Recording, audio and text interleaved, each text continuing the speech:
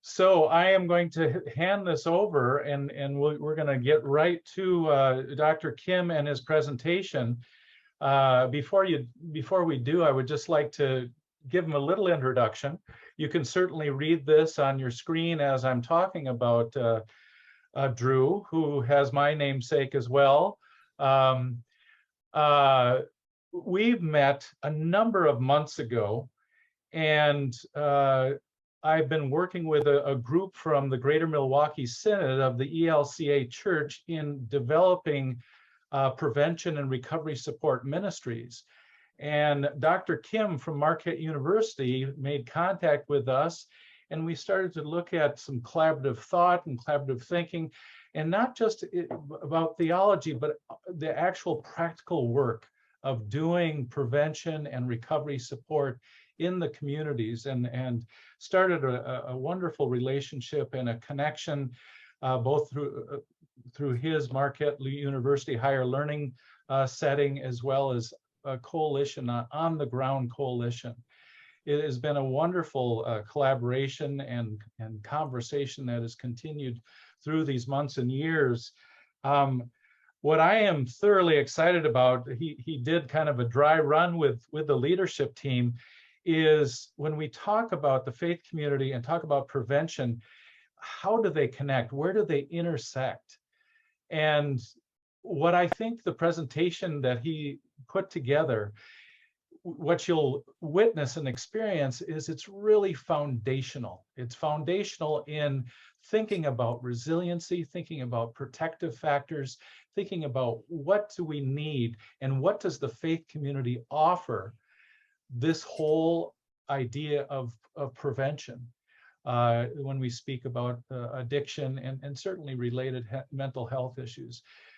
Things like identity and belonging and meaning and all of the things that are foundational to our existence on this earth. So with no further ado, I am just so pleased to introduce you to Dr. Andrew Kim.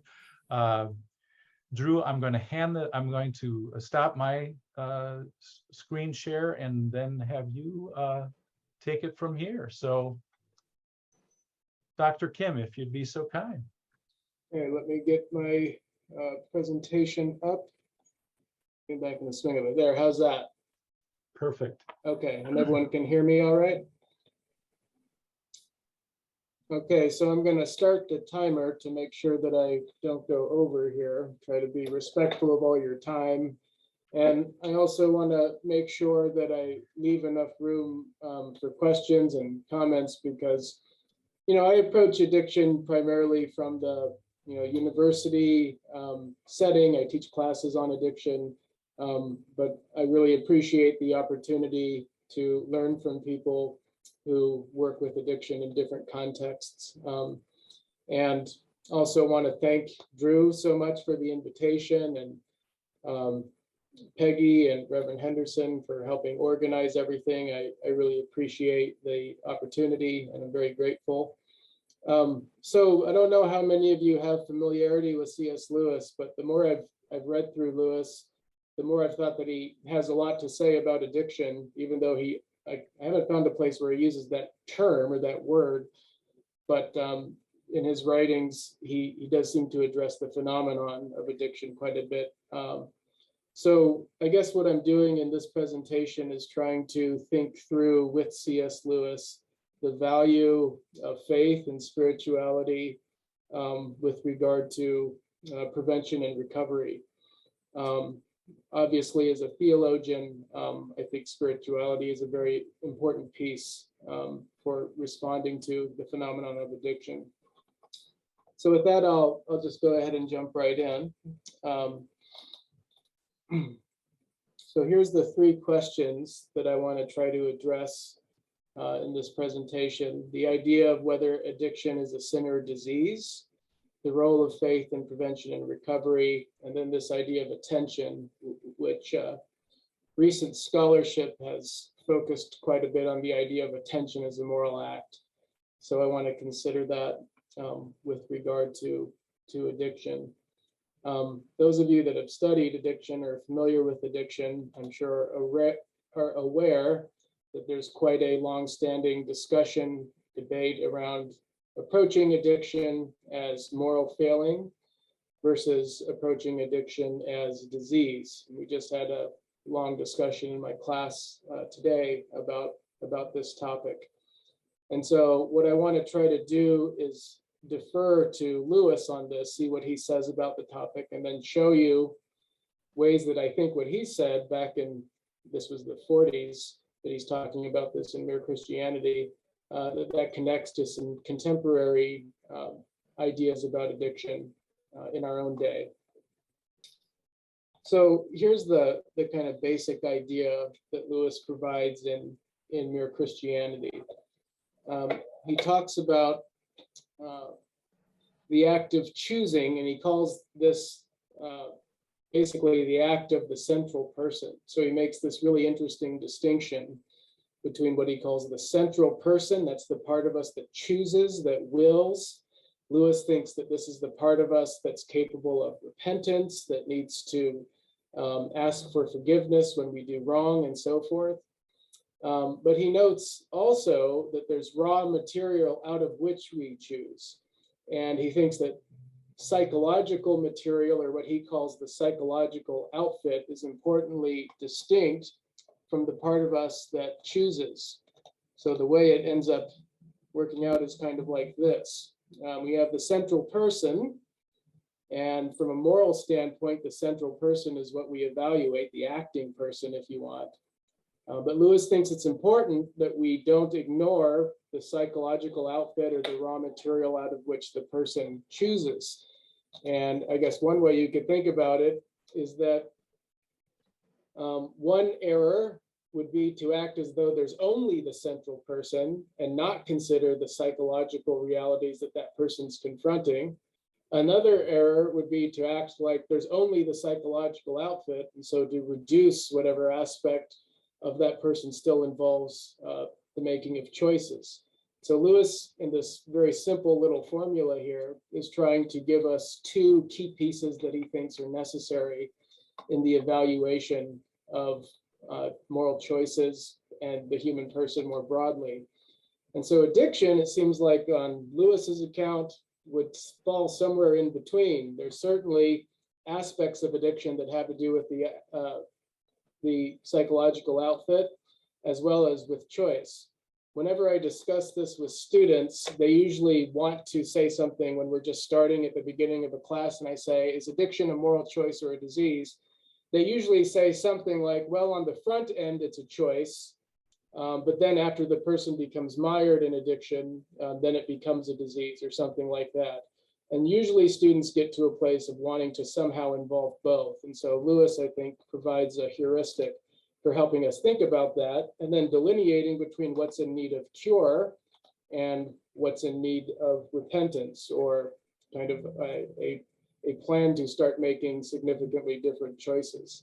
And so Lewis gives us all of those ingredients. And as you'll see later in the presentation, I think there's an important piece that Lewis, at least to some degree, leaves out of this analysis. So here's the basic idea, what I kind of just said in terms of two common mistakes. One is to reduce the person to the psychological outfit alone. The other is to reduce the person to the will alone. So if you reduce the person to the psychological outfit alone, then you end up with a pure disease model that completely gets rid of any responsibility. And if you make the other mistake, then you end up with a moral model, which you've probably heard critiqued before as an approach to morality that centers a lot on shame and stigma and tends to not be helpful. Now, the way that what Lewis gives us here, so he wants both of these, the central person and the psychological outfit, and the way that this connects to contemporary research is through the work of Hannah Picard, who I have pictured there. And Hannah Picard is a thinker on addiction that I greatly admire. And what she posits is that there's two primary approaches a person tends to adopt in responding to a person who's experiencing addiction. One mode of response she calls a rescue stance, and you see that I have that here.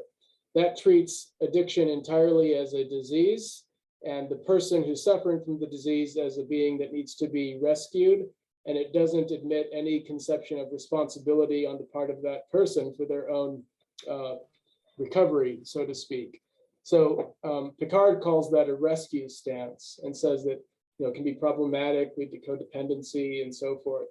The other kind of opposite extreme she calls a blame stance, and this is where you distance yourself from the person experiencing addiction and act as though there's only a series of poor moral choices behind the addiction, and you refuse to look at the psychological realities that that person is confronting and the difficulties that they're facing.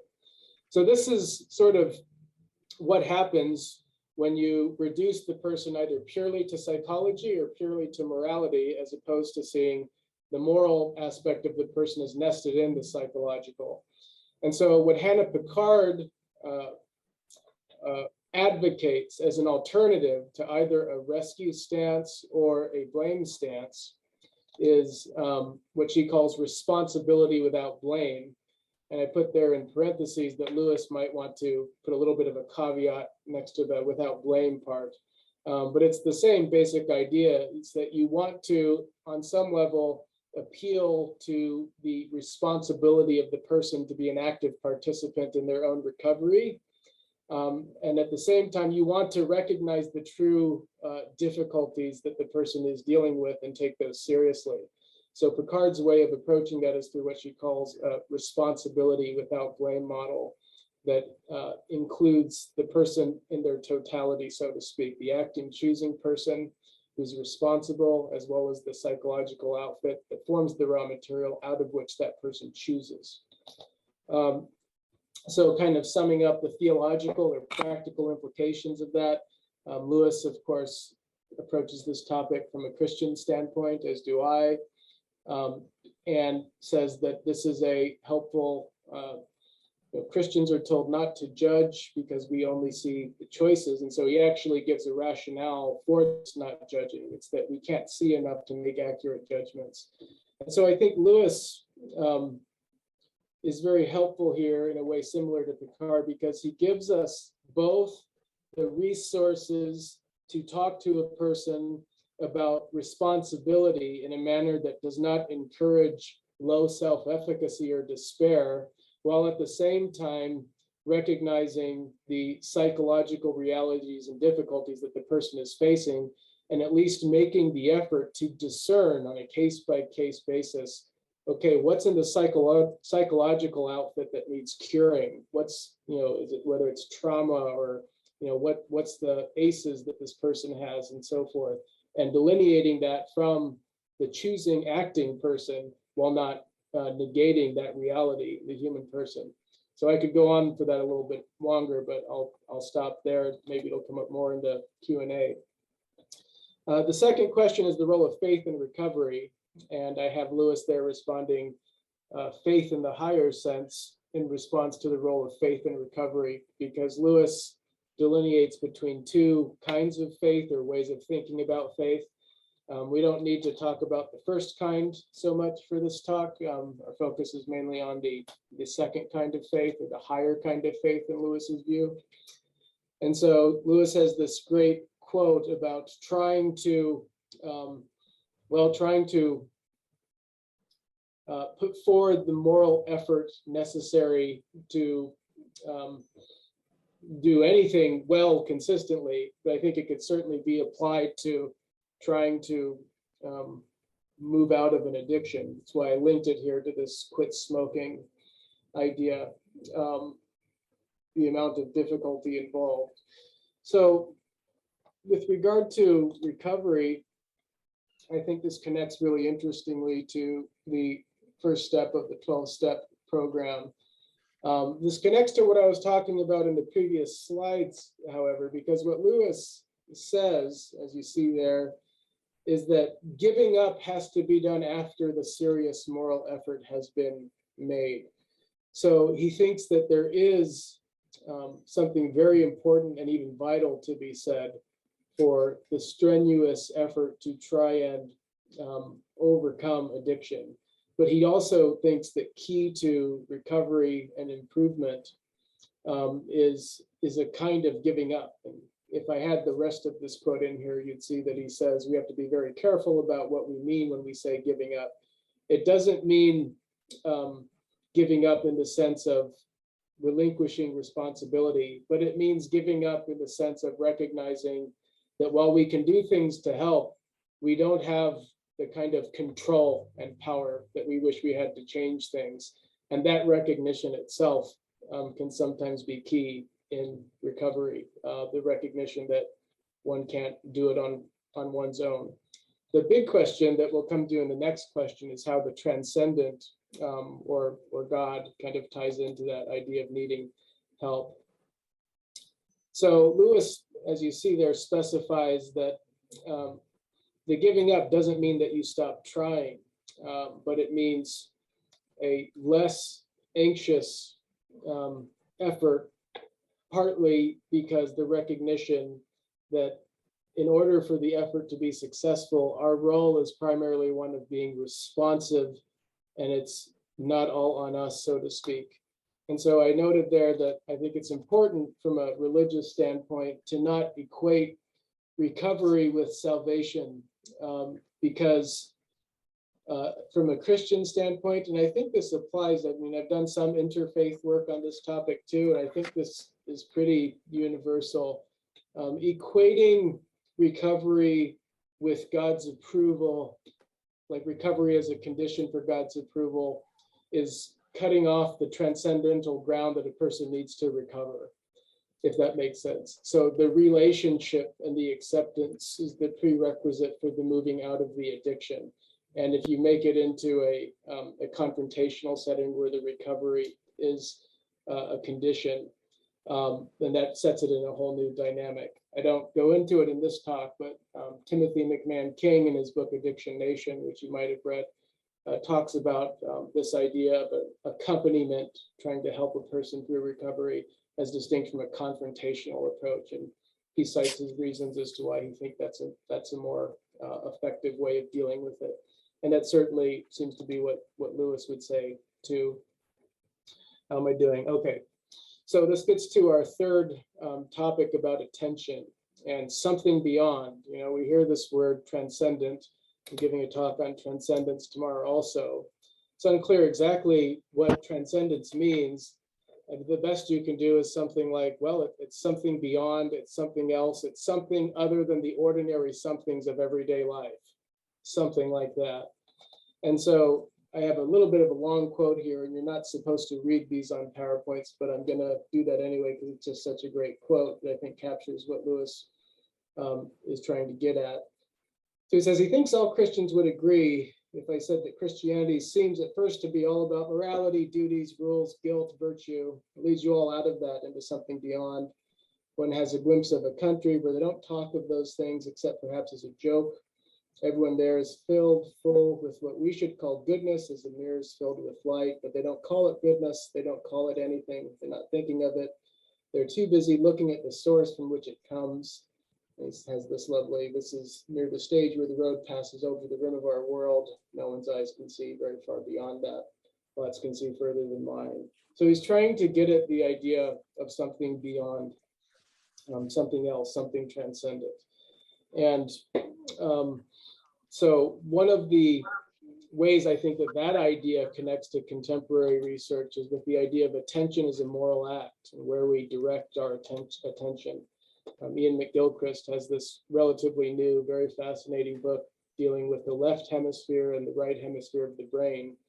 And I couldn't possibly do justice to that book in just a couple minutes here, but the basic takeaway would be with regard to addiction, that a lot of our approaches to recovery and prevention are what you might call left hemisphere, which means very focused on process, steps, attention to the specific details of the problem, the specific addiction. And I don't think an approach like that of McGilchrist, here I'm extending his work into the realm of addiction. I don't know that he treats this himself, but it wouldn't preclude a left hemisphere approach, but it would say you also need a right hemisphere approach too, which has more to do with creativity, coherence, trying to nest specific problems in a much larger landscape, and the idea of to where we direct our attention, where we direct our focus. And so I think one of the reasons why I put that term Zoe in the title is because Lewis uses the term Zoe to refer to the spiritual life. His technical definition of it is the kind of life that God possesses.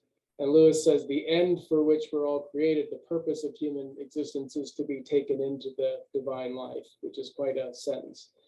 In my treatment here, the main point is that this is an idea of something that's transcendent, that's spiritual, that moves us beyond the immediate realities that we might be obsessing about, or we might, our default mode networks might be going on loops, and tries to move us outside of what's happening in our own heads to something external and transcendent that can capture our gaze, our attention, our meaning. And so I have this idea here of the sorts of things that kind of can fill our head or our thinking that are more immediate. And the transcendent is the idea of something beyond, something without. There have actually been studies linking overactive default mode networks in the mind, which is that obsessive looping with addiction. And the way out of that, roughly speaking, is to try to find something sufficiently worthy of capturing your attention that's outside and external to you.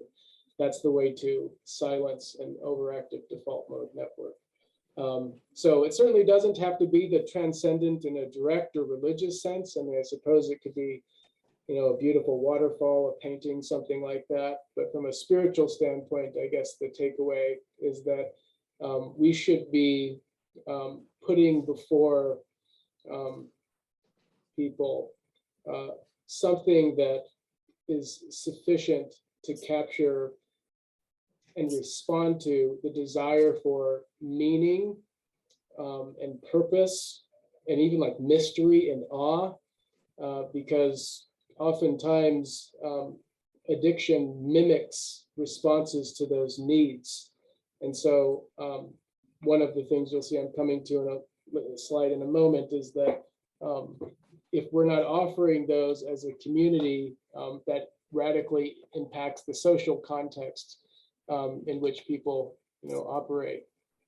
So focusing on the desire for something that's beyond, that's transcendent, not giving into despair or the mundane, and being able to offer that to people, I would say is a basic responsibility and need in response to addiction.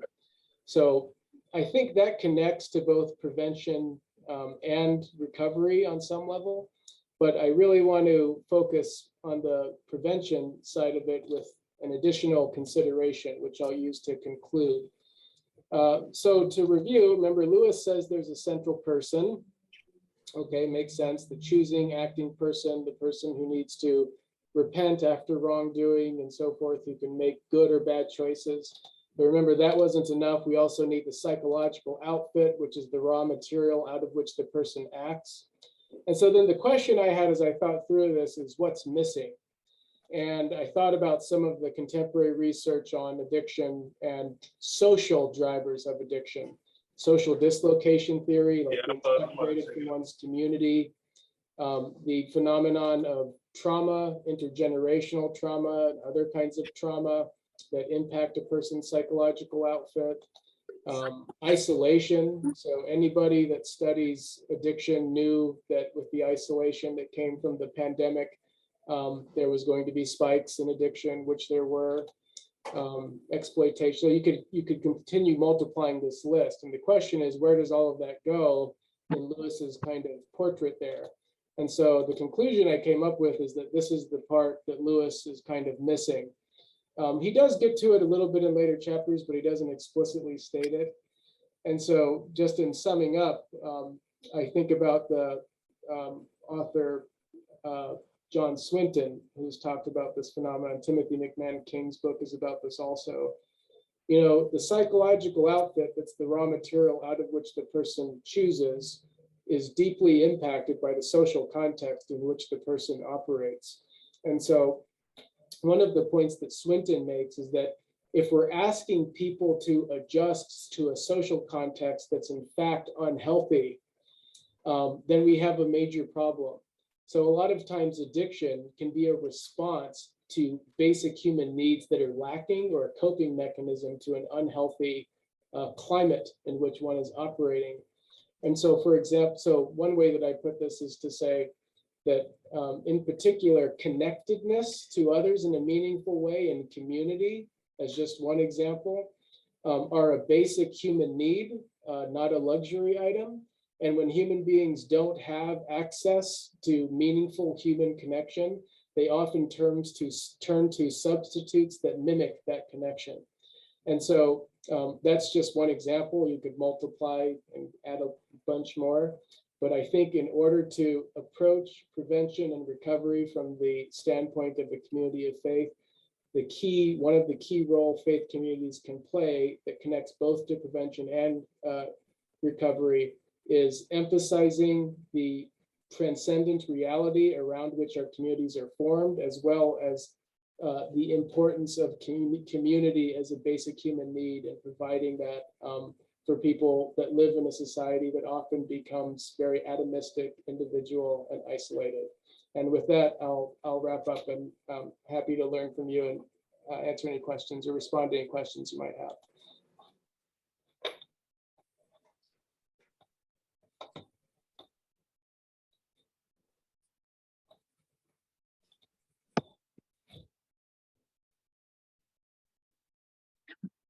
I hope you're not going to say that I cut out and you didn't hear any of that. Oh, I'm sorry. I just muted I was muted. I just wanted to thank you once again. Just a thoughtful presentation. And I just was thinking about it on multiple levels, both because I've worked in the world of prevention and recovery support. You brought in trauma and adverse childhood experiences, and you talked, without saying the words, resiliency and protective factors and environmental strategies. I'm just curious what kind of questions people have. We have about 10 minutes to kind of have a dialogue, a discussion about what Dr. Kim is presenting to us. So any questions, either by chat, the chat room, or verbally?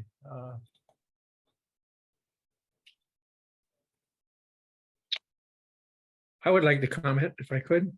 Please, please.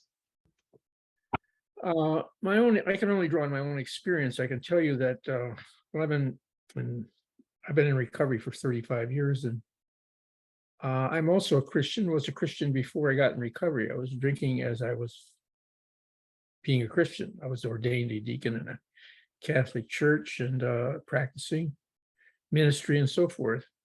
And I would say, God help me stop drinking as I'm drinking. And I wasn't until I came to a community called Alcoholics Anonymous that I found that God speaks to me through other people. I needed a community that surrounded myself with people who understood me. And it didn't have to be on a church level. It had to be among people who are sharing the malady of disease itself.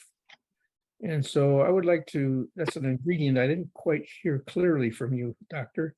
I was wondering whether or not you might address that. I mean, thank you for sharing your story. I mean, I agree with you. You made a distinction there between church level and people that share the disease. I guess I'd like to see the church. So there's a thinker named Kent Dunnington, who I think I referenced earlier, that I admire. And he says that in his view, church should be more like a 12-step meeting than a suburban book club. And so what I think he means by that is that, if we go to church and in order to do that are having to adopt a false persona and aren't able to engage in radical honesty about what our struggles are, then I question the extent to which that's really church. So the church is doing what it's supposed to be doing. So I guess that's how I would respond to that. Other questions? Terry? Thank you very much, Dr. Kim. I particularly liked your analogy with C.S. Lewis and Mere Christianity. I come from a family of alcoholics, and my father was a pastor. And I wanted to raise the question with you that I thought your lecture was good, but one of the things that concerned me is that you didn't address the factor of the genetic factor of the disease and also the brain chemistry part of the disease. Could you speak to that, please? I'm not an expert in that area. I mean, I have written a little bit on the work of psychiatric geneticists. And as far as I can tell in that discussion, again, I'm not expert on it, but they haven't determined a gene or sequence of genes that would rise to the level of making addiction into something that's predetermined. Sometimes it's called a soft determinism, or they can talk about a very strong disposition. And then, of course, what's happening on the genetic level also interacts with what's happening on the social level, which I did address. I mean, I guess the short version of it would be that if there are instances in which science is able to determine addiction that's purely genetic and on the level of disease, like similar to something like sickle cell anemia or something like that, say, then I think a pure disease model would be appropriate in those instances. But I guess my kind of intuition is that at least in a large number of cases, there is still some level that involves responsibility. The bigger point, the reason why I think that's important to emphasize, though, is not so that we can take out the morality stick and start, bashing people, but because I follow King, who cites research noting that when people are of the view that addiction is purely a disease, it can encourage low self-efficacy and in some instances actually deter recovery, because then the mindset becomes like, well, I just have to wait for a cure for the disease. And so I think that at least in a lot of instances, trying to encourage some degree of responsibility for one's own recovery can be helpful, at least in some instances.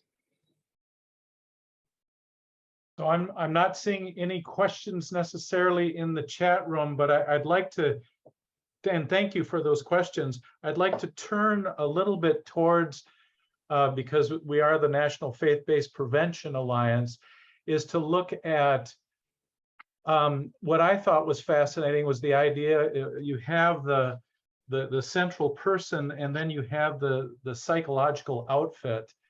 And that is really what preventionists are starting to deal with, is those adverse childhood experiences. We're looking through the filter of adverse childhood experiences, which is trauma and abuse and dysfunctional family and whatnot. I'd be curious what you'd have to say is knowing that, what are ways to be able to develop that resiliency? And I think you started to talk about some of those foundational things. Develop that resiliency and protective factors when there isn't necessarily a disease present, but there are potential risk factors present in everyone's environment or social context. So what do we need to be doing as a faith community to help those people that are experiencing that psychological outfit? Well, I think I'll maybe talk about that just more on an experiential level again. I think there's already a major step in the right direction if we've acknowledged the reality of the psychological outfit. That movement itself is not trivial. And I think, especially, from talking to my students, there are still several contexts in which the psychological outfit is not given due attention, or what would you say, referral. So there's a distinction between what we say we believe and then what we act like we believe to be true. And so I think that just on the ground, practically speaking, in many cases, it's still the case that a person who is suffering from an addiction or experiencing an addiction even within the context of faith communities, feels the need to hide that from the community, feels a sense of shame, feels a sense of stigma, feels a sense of isolation. It's not responded to. Like I heard one thinker who said that her goal was to see faith communities become a place where addiction could be treated like a casserole disease, by which she meant that, like, if you came to church and said, you know, hey, my sister just found out that she has, you know, I don't know, COVID or something like that, then the response would be like, oh, I'm so sorry to hear that. And you bring a casserole to their home, you know, casserole disease. That's what she meant. She said, though, that she thinks it's still the case in several communities that if you came to church and said, oh, you know, my brother is suffering from an opioid addiction, there would be a much different response.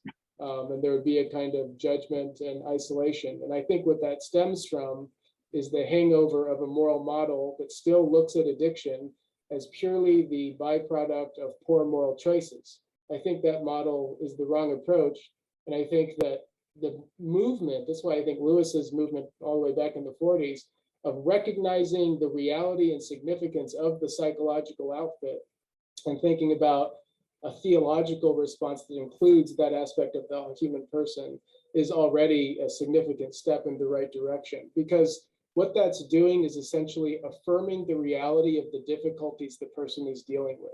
I think that's just good pastoring, even though I'm not a pastor, but I think that's what a good pastor should do, what a good community should do.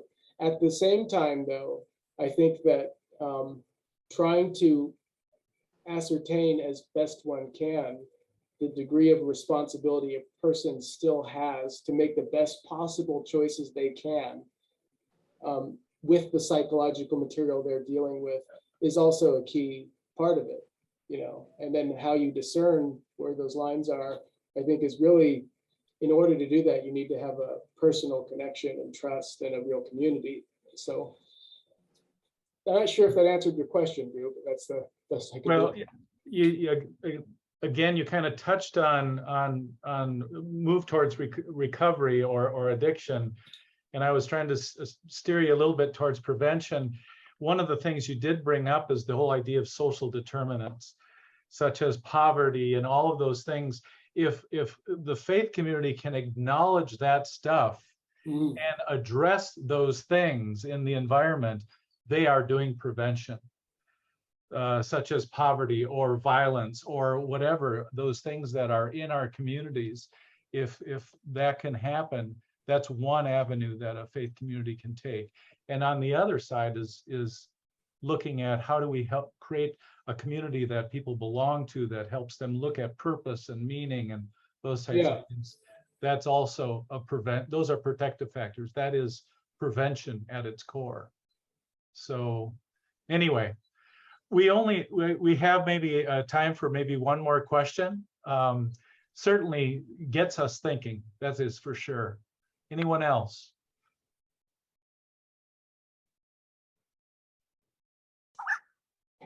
And there was a hush over the crowd. No, Brian, Brian?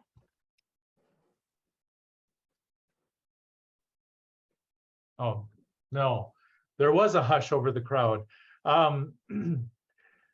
Unless there is another question, what we'd like to do is then kind of ground this in your own communities. And I think Reverend Henderson, you were going to help us with that in just talking about currently what's happening in your communities, some highlights. So Reverend Henderson, if you could do that, if we could take 5 to 10 minutes just to find out what's happening around the country with the faith community and prevention. Yeah, sure. I'll go ahead and kick it up. And thank you, Dr. Kim, and please be part of the conversation as well.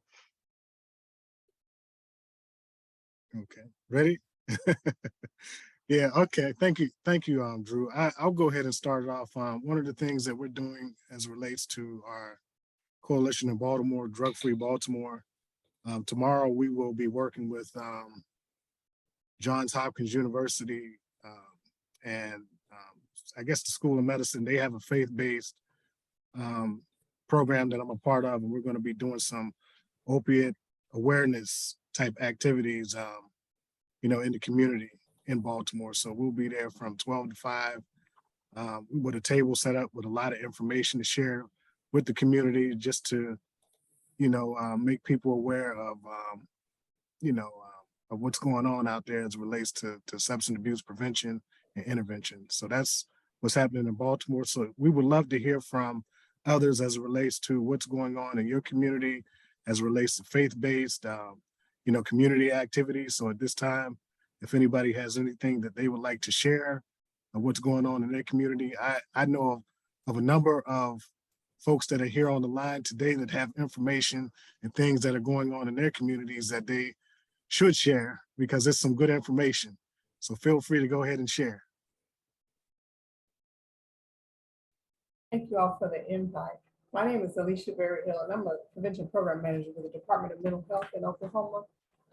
We are trying to broaden our faith-based sector. Our division has just branched out into sectors. So we have community-based sectors, faith-based, business, so forth. And the faith-based sector is our newest development. With that, we partnered with our Oklahoma Conference of Churches, which works with interfaith communities to develop collaborations and work in the communities as well. And I think one of the significant developments of that is now we're reaching out to faith partners to support our efforts for statewide, because our current Conference of Churches is kind of focusing to our 2 largest counties, and we're looking for statewide reach. And so right now we're reviewing a proposal for faith partners to help support us and to get the welcome mat out for us to come into our congregations and support them in the efforts so that they could serve their ministries. So that's big for our state. Thank you, Alicia. No, you're welcome. I think Mary Teresa wants to share. Yes, I just wanted to thank Drew for his work in terms of the faith partnership, because that's what started off in Lancaster County with Gold Project, and we've been functioning now for 2 or 3 years, and we've just been asked by the state to put together a curriculum, which we're in the process of doing, and we've designed a curriculum for churches. But my question is has to do with what do you think is the most important thing that a church needs to know or pastor needs to know about addiction? That's for Dr. Kim. Wait, that's me or Drew? Other Drew? Dr. Kim. Okay. Sorry, I wasn't sure which Drew you were talking to. So the question is the most important thing that a pastor needs to know about addiction? Gosh, that's a tough one.